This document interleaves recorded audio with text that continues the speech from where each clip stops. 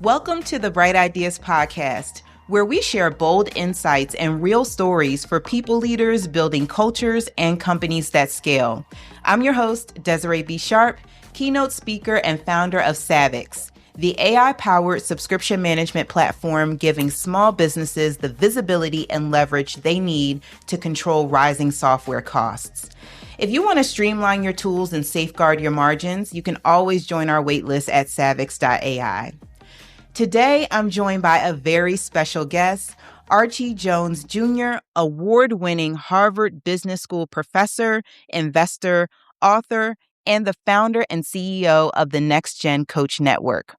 Archie's work sits at the intersection of leadership, legacy, and impact.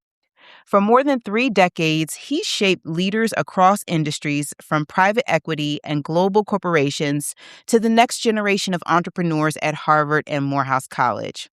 And through his best-selling book, The Treasure You Seek, and the NextGen Coach Network, he's helping leaders develop and leverage the one asset that determines everything else: their leadership capital.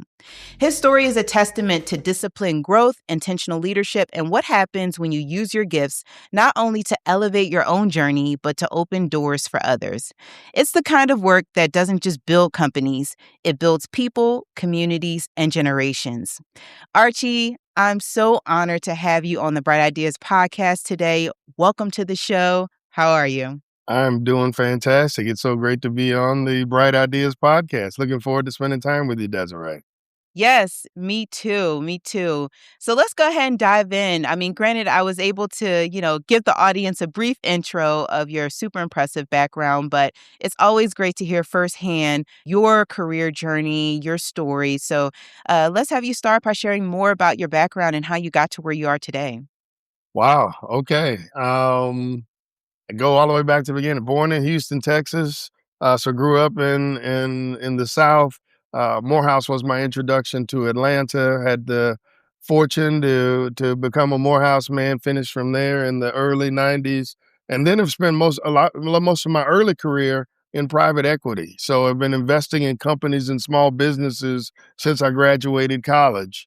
Went to business school, came back out still investing, and about 6 years ago, went back to the Harvard Business School to teach. And so thought that I had a wealth of experience from deals that worked, deals that didn't work, and other things that brought about some lessons, some wisdom, and some scar tissue that I wanted to bring back to the classroom. And so now I teach in the entrepreneurial management unit. So now I'm coaching entrepreneurs, budding entrepreneurs, both in the classroom as well as outside of the classroom. And then lastly, I'll touch on the fact that I actually brought a class back to Morehouse on investing as well. And so I'm a big proponent of entrepreneurship as the path forward, not only for wealth creation, but hopefully generational wealth creation. And so love teaching entrepreneurs and advising and investing in entrepreneurs. Love that. And I love that you talked about the battle wounds, the scar tissue, all those experiences that kind of beat you up, but Man, they build character, they build they do. resilience and create the best stories that you can then pass along to other entrepreneurs to encourage them on their journeys. I would love to know, when did you first realize that leadership wasn't just a skill, but an actual form of capital that can be leveraged throughout your career? It was relatively later. I'll tell you the kind of capital journey that I've been on, and we all spend a lot of time talking about financial capital, right? So, as I said, I was in private equity, and when the folks show up, they're asking for money, right? So it's all financial capital. What I realized early in my career was you could have all of the money that you thought that you needed, but if you didn't have experience in terms of knowing what to do with it or surrounded yourself with it. So now I started thinking about it as that experiential capital as well. I need financial capital. I need experiential capital, either mine or the people who are working with me or advising me. But then I also need to leverage social capital. Again, I found situations where folks had, again, all of the dollars that they needed, but didn't have the right relationships to move things forward. And so those three forms of capital, financial, social, and experiential, needed to work together. And then I still found myself struggling to help some entrepreneurs with. Well, they said, okay, I recognize all of that. How do I get those, or how do I increase my access to those?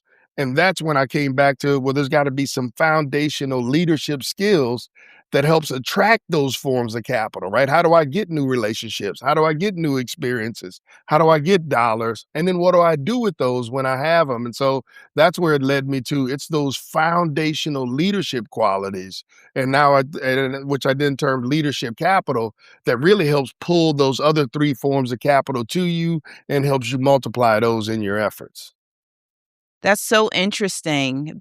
I can see how one would easily neglect one and prioritize the other. So when you think about social, financial, experiential, but honestly, I think that the social piece has been the most underrated, It but is, it's really arguably one of the more important ones. And without a doubt. when you show up, so to your point, attracting, the stakeholders, the advocates, the people that you need to really move your business forward from a relationship standpoint, what are some of the qualities that you see in a person who would attract those kind of people? So when you first meet an entrepreneur, what differentiates the entrepreneur who is positioned to attract that type of social capital versus Mm. the one who isn't? You're going right at it. And I'm gonna, I know we're gonna talk about the 5 C's of leadership capital, but two big ones in there that you're touching on are communication and connection, right? And so they do two things to pointedly answer your question. They tell a story that is compelling and clear, and then they ask for help or they ask for the order. They're not shy about leveraging and building those connections for, right? So that communication piece is key.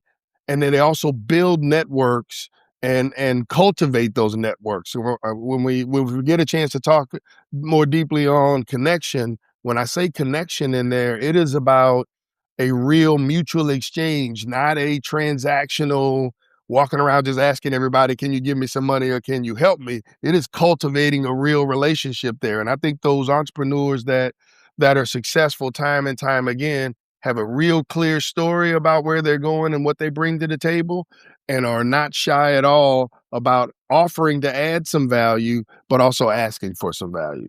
Mm.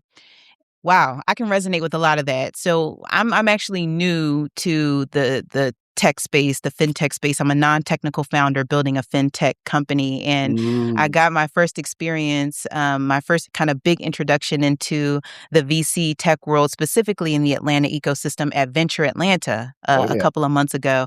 And it was such a paradigm shift because I'm used to, my previous business was a service-based bootstrap business. I had experience selling to enterprise, so I knew how to show up in those spaces. But the ask, being intentional about Mm. the ask, is you have to massage it a little bit You differently do. in those spaces. People don't like you to be as direct sometimes. But then when I went to this conference, I noticed that everyone was super direct about why they were there. I mean, they had spent about $800 on a ticket. So it was Hmm. like, I'm here to invest in this type of company. I'm here because I'm doing a fundraising round or whatever.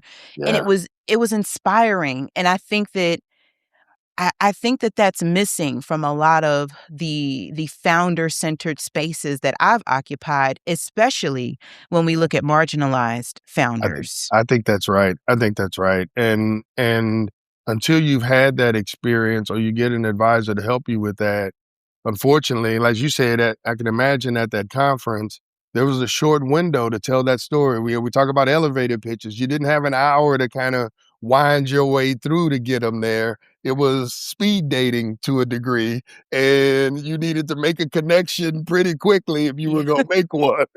right? Time is money in those spaces, and people Amen. make sure that you remember that. Amen. Amen. So, Archie, was there a specific early moment in your leadership journey that shaped the 5C framework? What's interesting about that is I feel like I've been living it across my journey. I didn't, what you see now as 5 C's and kind of all put together in a bow was a messy kind of through my life story, right? So as I go through them, figuring out what my capability, figuring out what my superpower was, that was a individual, messy journey. And then learning how to appreciate my culture. I know we both went to HBCUs, Morehouse and Spelman. That 4 years at Morehouse was a wonderful time to really appreciate my culture and think about my culture as an asset. You talked about underinvested, underrepresented, leaders.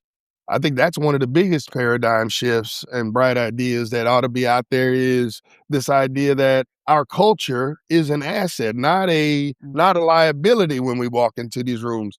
But it took me, it took me those 4 years at Morehouse to really appreciate that and how to bring that forward.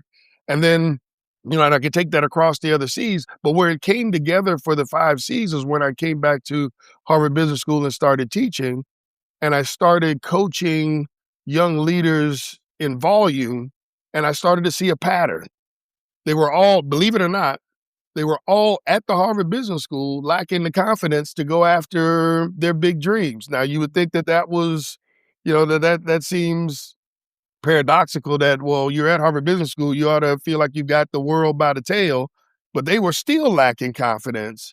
And I started to, as I was coaching them through on how to build confidence, I kept coming back to this pattern of either you got some internal work to do on understanding your assets and your capabilities, or as we just talked about, telling your story in a confident way.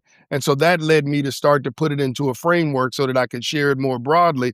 But it was, if you think about it, if I pick on a medical analogy, it was, I solved it kind of for myself, or at least got myself, some learnings for myself. But it wasn't until I started seeing volumes of patients that I started seeing the same set of symptoms coming about that I said, man, I've got a prescription for each of those. And all of those will move us towards confidence building. I'm not surprised by that feedback or by those insights because, I've learned that the bigger the rooms get, sometimes the imposter syndrome just becomes so much more fierce. It can become debilitating, It is. especially when you're an overachiever and you find yourself in these elevated spaces at a younger age, or Yes. before society tells you, quote unquote, that you're ready. Yes. And also, if you're like one of the onlys in your family, and maybe you have a mother or father who held blue collar jobs or have never entered the spaces that you're occupying, that it's very isolating, which It is why is. community is so important. Without a doubt, without a doubt. Those relationships are key. And then I think you almost get potentially in some cases the double edge. So you're exactly right on the imposter syndrome, right? You're in a room that's unfamiliar, surrounded by people who are unfamiliar.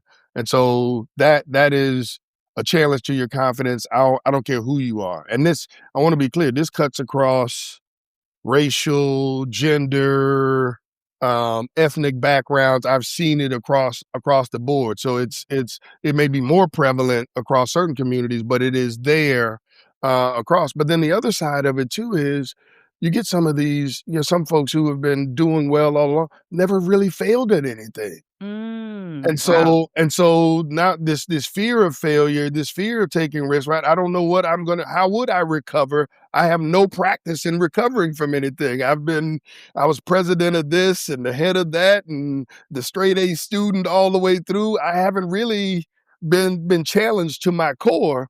And so that I think compounds that imposter syndrome of, wow, I'm going to get to this big stage, the biggest stage I've been on. And is this going to be my first failure? And what do I do from that? Wow, that is going to be a huge trend and discussion topic as the younger workers, Gen Z, kind of Exactly. progress throughout their careers, because, there's definitely some challenges with resilience in that in that generation. And I'm not saying it as a slight or any shade. It's a fact. And I think that it's being shaped by a number of societal factors and, social media and It's true. AI and all these things, right? So we've touched on some of the C's. So let's go ahead and just like walk through them. So Yeah. can you walk us through the 5 C's and why these 5 C's matter most? I better be able to, or I'm gonna be in trouble if I can't. So this is my framework, but of course I'd love to. I'm gonna start with So the 5 C's, I'll take them in order as I lay them out. And as I've started sharing them more and more, the ordering is important. So I'll give you a little bit of flavor of why. I start usually talking about capability, which is the first C, which is my short handle for your superpower. You got to know what your superpower is. And when I say superpower, there's a couple messages under that. There is something for each of us that you are specifically designed gifts you are blessed with on this earth that you bring to the table. One of the challenges is around that is A, figuring out what that is, and then 2, leaning into that. Many of us do what we do as a day job. I was working as a CFO when I realized my superpower was coaching and had to, said I wasn't making a living coaching. I consider my superpower as coaching / teaching.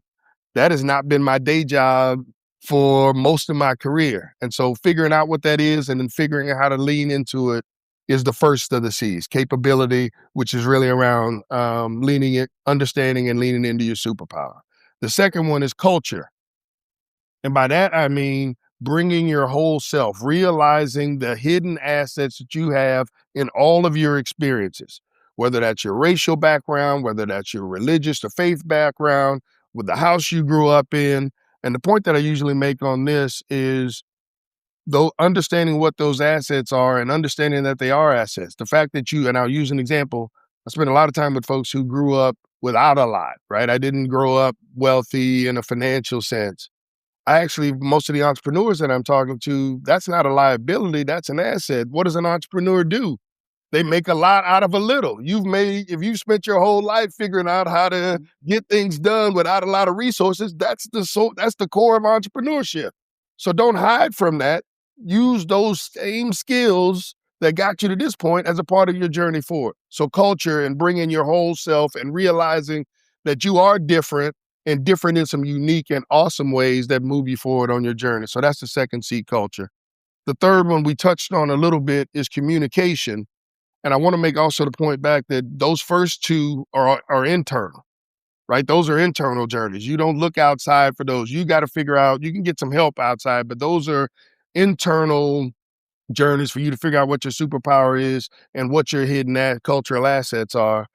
Then communication actually is where it splits into 2. There's an internal one on communication, which is the third C, of telling yourself a different story. Once I know what my superpower is, and I know I bring some assets to the table, though that little negative tape in your head that says, well, I can't go do that because I'm a woman, or I can't go do that because I'm a Black man and I've never seen anybody do that.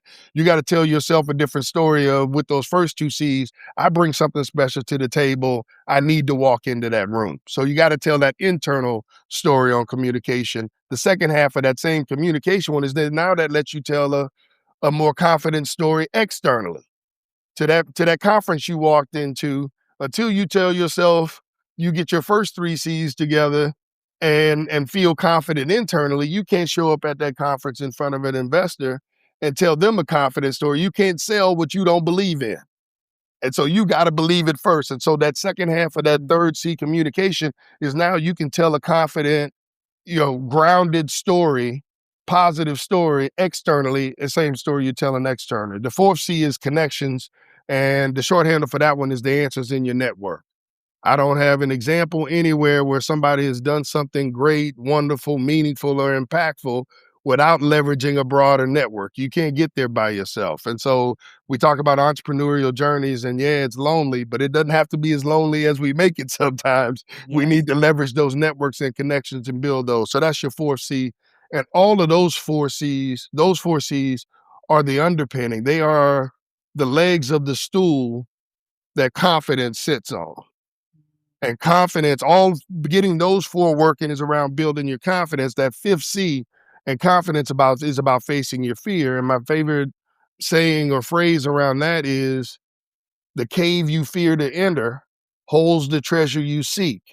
And so you've got to get comfortable. You got to identify what that cave is, that thing that's holding you back, that thing that you're afraid to do, because the actual goal that you're trying to get to, that prize, that treasure you're trying to get to, is on the other side of whatever that fear is. And so you got to face it directly. You can't skirt around it. You can't hide from it. You've got to face it, and you got to start tiptoeing or walking into that cave. Those are the 5 C's. And so generally, if somebody is struggling, everybody I'm coaching, if you're not getting to where you're trying to get to, we spend enough time, it's in one of those 5 C's where you need to do some work in order to get yourself either on track or back on track after you suffered a loss. There's really so much I could dig into there. We could talk about just that for the whole conversation. But you know what? I want to dig into capability a little Come bit on. more. That one really spoke to me, especially with the example you said that you were a CFO when Yeah, you realized that your actual superpower was coaching.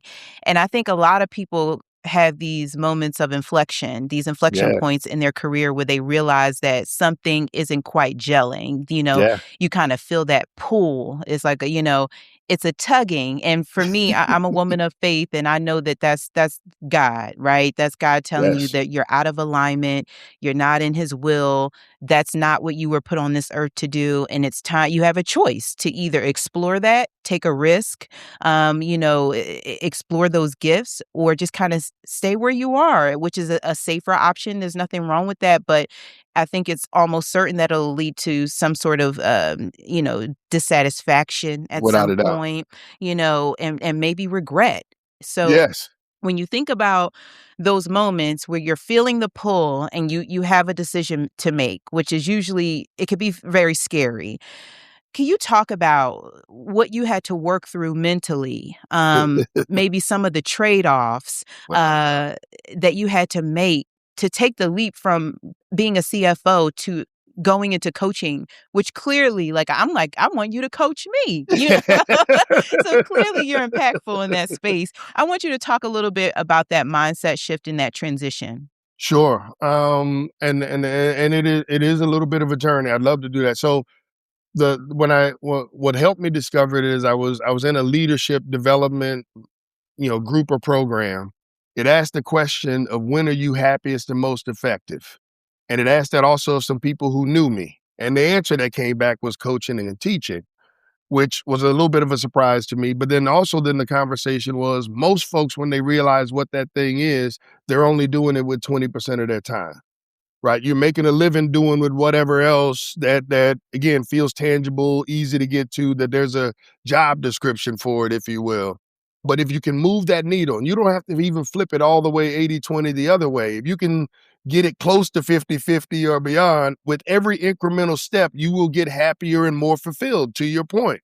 And so I set about then at that point, again, I said I was a CFO. The only coaching I had done formally at that point is coaching my sons in little league. So that doesn't pay too well. So, the usual question you get to is there's usually no job description. I couldn't go look in the paper and find an opening for a coach that was going to pay me the kind of money that I had been making doing investing and operations as a CFO. But then I started thinking about I've been coaching across my career. Every time I had invested in a company, I was coaching that entrepreneur. I was coaching colleagues and business school classmates on what they were doing. I wasn't charging for it. I was sitting on some smaller boards. And so I actually sat and thought about, okay, what would coaching look like as a actual career? How could I get to spend 80% of my time doing it? That accelerated my going back to Harvard Business School to teach. And so I said that had been on my plan for later in life, but I said, well, if I'm supposed to be coaching, teaching in the classroom is coaching. So let's lean into that. And so I leaned into that. I started getting focused on my board work and got on a public company board. So that's coaching that actually pays reasonably well, right? So I can start to craft my life around. And again, I still don't have a job or an opportunity or thing that I'm working on that it specifically says I'm looking for a coach, but it's embedded in all the work that I do, writing the book and the speaking around that. And so that's the journey that you have to go on is first, once you recognize, figure out what it is, then it's okay, how do I start to incorporate that into my life? And the other thing that I want to make sure is you don't have to find a full-on job description of that. Some people say making connections is their superpower. Well, there's a lot of jobs that leverage that. right? And so the job may not say, I'm looking, there's no ad in the paper saying I'm looking for a connector, but you can look for opportunities that let you leverage your superpower in a powerful way.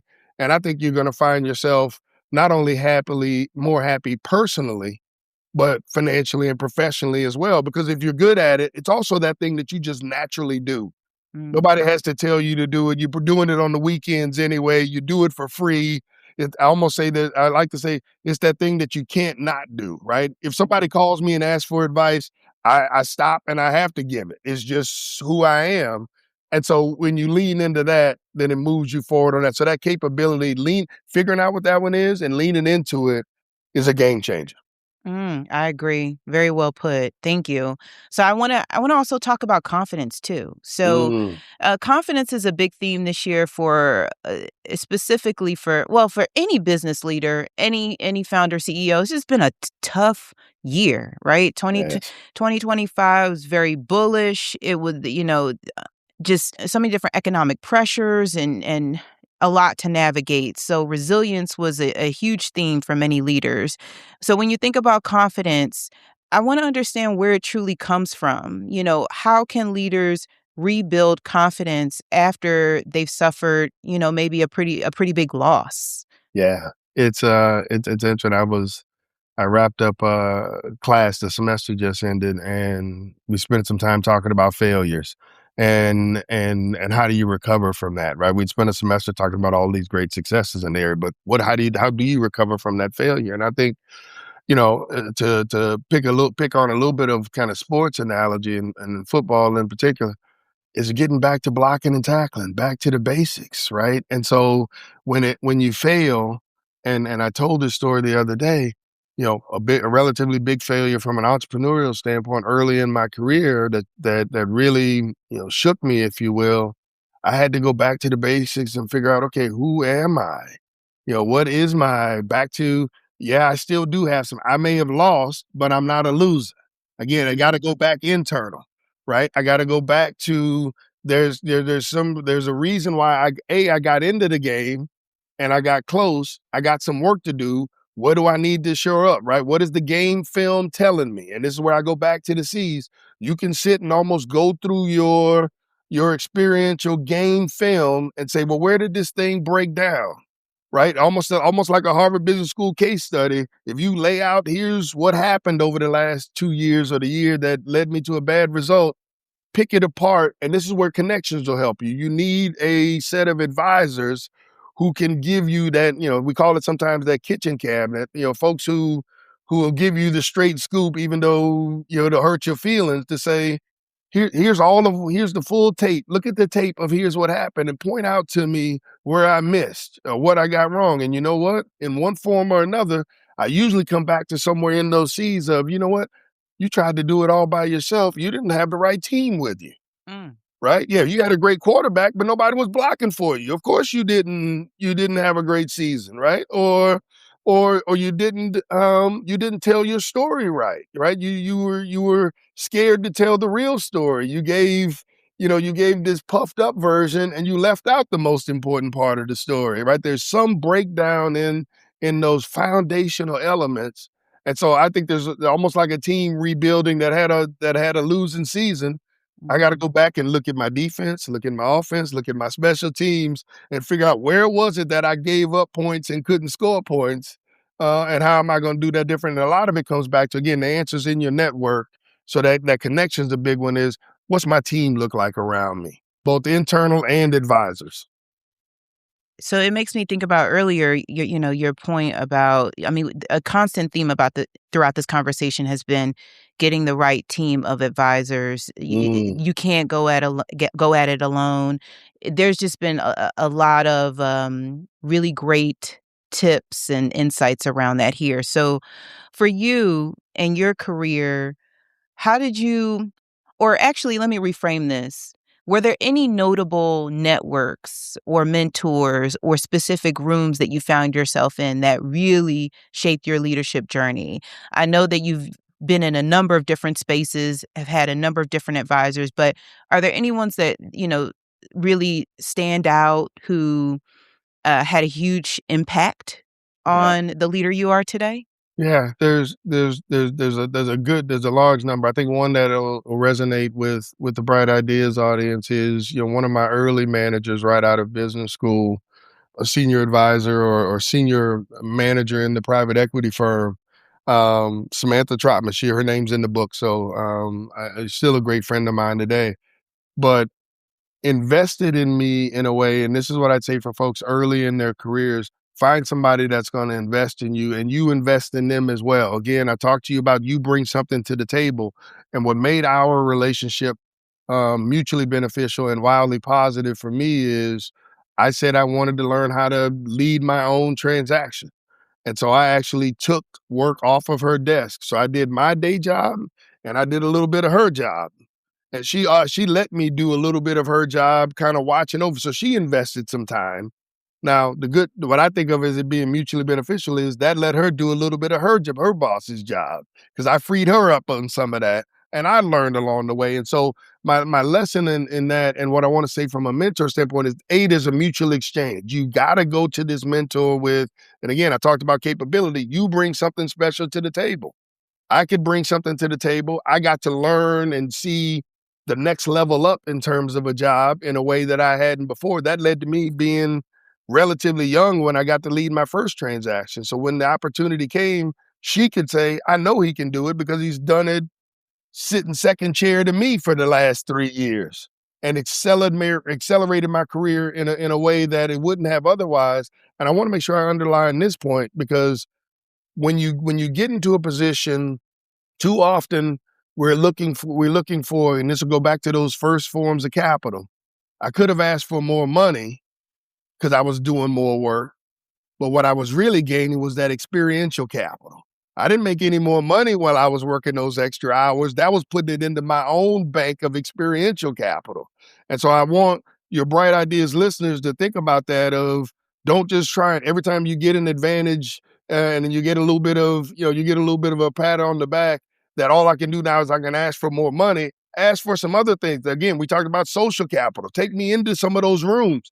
I don't want to, and I'm not saying I don't want money, but some kind, sometimes it's actually more valuable to say, instead of you giving me more dollars, what I'd want to do is I want to actually be in the boardroom where you make the decision. Mm. Right? If I'm fighting for something, give me something that let me go try my own deal, experiential capital. Even if I fail, right? I was technically too young or wasn't at the right level to have run a transaction. But I cashed that in to say, let me go lead versus, well, I did all these extra things. Can I get an extra couple dollars at the end of the year, a little bit higher bonus? And so that mentorship, to your question, that mutual exchange of me investing my time, she investing some of her experiential capital, is wildly valuable. And I think as you think about who you're working with and looking for mentors, finding folks who can help you with that experiential and social capital are going to be key to add to your list. That's a powerful mindset shift, and it really is rooted in the confidence C, Yes. because I'm thinking about the confidence that you need to have to position yourself as someone who can add value to someone who's more senior, more experienced than you, because it's almost like that, you create this natural hierarchy, whether it may exist, it actually exists, or you create it in your mind. Right. And it can feel like you don't have value or enough value to be able to give back to the mentor that they are giving to you. And I think you really have to spend time with a person to understand what they value, to be It's able to true. identify what you can offer, and then have the confidence to take on projects that feel a little bit more expansive, Yes. and are a risk, but those are often the career defining moments that open up the doors for you. And so I think that that's a really important takeaway for everyone listening to this episode. And I'm glad that you shared that example. It's very powerful. And it's you asked about building confidence. It's these small risk taking things. Again, I wasn't labeled as the person. I mean, it was still whatever that work assignment was, she was responsible for it. She was going to double check it before she handed it in.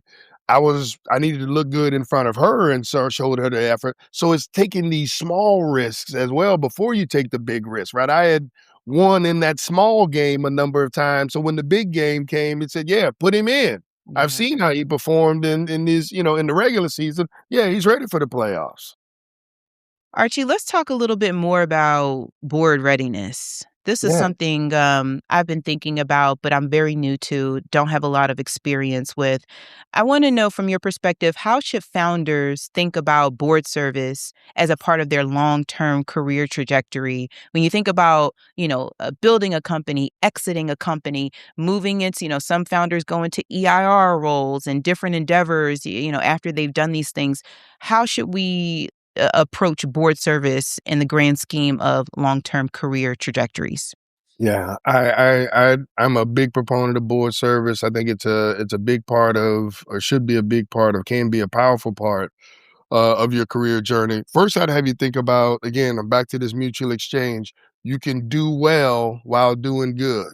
And so a lot of the journeys start on nonprofit boards. Most of my early experience was on nonprofit boards. Again, you're getting experiential and social capital on those boards, right? I'm getting to meet folks. And then you got to be selective about the boards you're getting on, but that'll get you into a room to meet some folks who can help you outside of that context as well, and you learn how to be a board member. Again, it is a on the job training. It's an apprenticeship kind of thing. You can read about it, but there's nothing like being in the boardroom. So serving on some nonprofit boards is key.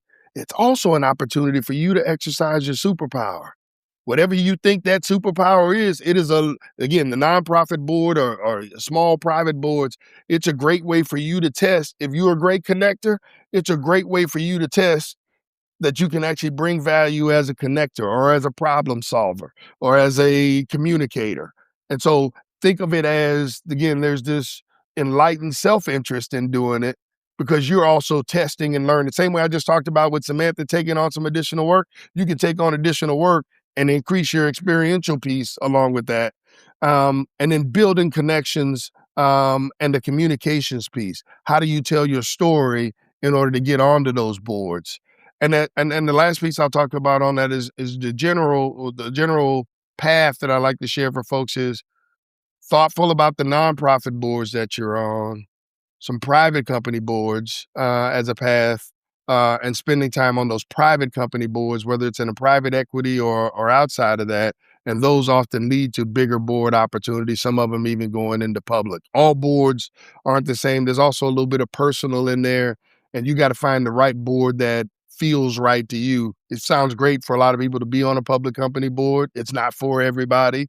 And so you also want to do some testing of what that looks like, and then figure out what committees you want to be on. Again, that's an opportunity for you to figure out a little bit of. Usually, you get onto a board by what you already have done. So I'm a CPA, so I can get on the audit committee, but then I also need them to put me on the compensation committee, for example, where I don't have a ton of experience, so I can learn as well. I keep talking about this mutual piece. I bring something to the table on one side, and then I'm learning on the other side of it. And I think you ought to think about your board work and your board journey in that same way, leveraging some skills I have today and picking up some new skills that I can take forward that'll help me continue to take it to the next level. I would imagine that when you're a little bit further along in your career and you've established a track record of success in a specific area of expertise, you start to get tapped for board seats, especially some of the more prominent ones. But, how, other than that, how do people typically earn their spot on a board? If it ranging from smaller nonprofit board opportunities to larger ones, what are the pipelines into those positions? Is it something that you can apply for, get referred to, or how does that happen? It is almost entirely a networking exercise. Hmm. It is all about that 4C of connections. Every board I'm on, every board that has come across my desk, I'd say 90% of them are through some relationship. You can almost take the board journey back, and I do when I'm coaching folks on governance, back to those 5 Cs. You gotta be able to tell the story of why you wanna be on the board, right? What is your why? Right? And so and to be confident enough to start saying that in rooms where you're not sure why it is, that they've even got a board seat. You got a cocktail party or a Christmas party and sharing the fact that you start telling people, I'm looking for ways to serve on some boards. Right. And so it's not you won't get to, there are some conferences, National Association of Corporate Directors and those type things where there's conferences, but 90% of boards end up happening. We know each other in one context or another. You start sharing the fact that I'm looking for some board opportunity in these areas or bringing these skills, and you get that word out there. It's like marketing a product, more or less. You've got to put the word out there, tell a story as to why I can bring something to a board. Thank you for explaining it so clearly. Archie, I feel like we could talk for another 2 hours. This has been an incredible conversation. I've learned a lot that I feel like is certainly going to help me on my founder journey. And I'm certain that, this will be hugely valuable to the other founders, SMB owners and operators who listen to this podcast. I would love to kind of wrap up our conversation by having you share your one bright idea with the audience. A bright idea can be a mindset shift, a strategy, a tool, something that's made a big difference for you or your business. What would that one thing be? It would be broadly the bright idea would be in the realm of entrepreneurship. And I would probably put a little bit of a spin or paradigm shift on. We spend a lot of time talking about founding a business. So starting a business from scratch. There are millions of businesses existing today in the hands of baby boomers, those 60, 70 and above that are going to transfer and don't have a succession plan. They're not going to give it to their kids. They don't know what they're going to do with it. And there are some huge opportunities out there for us to buy an existing business and improve it. And so I'd love or at least the bright idea that I'd put out there is, as you're exploring entrepreneurship, and it's also out there for not just, what I call early career or young entrepreneurs, even even those folks who've been in industry. So I call it, kind of our more senior leaders and managers who've I've been working at a plant and running a plant for somebody else for 20 years.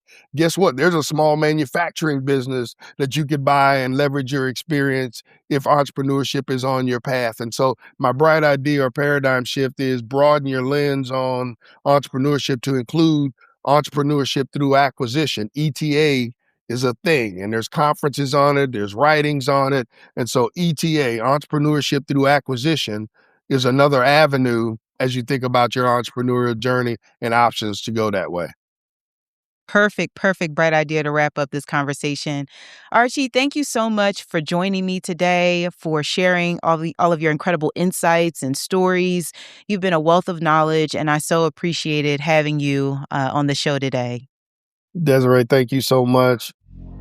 Thanks for tuning in to Bright Ideas. If you're a founder, CEO, or senior talent leader with a story to share, I'd love to hear from you. Reach out about joining me on a future episode. And if you don't want to miss future conversations, be sure to follow the show, leave a quick rating, and download your favorite episodes to take them on the go. Your support helps more leaders discover bright ideas. Until next time, be bold, be resilient, be sharp. I'm Desiree B. Sharpe.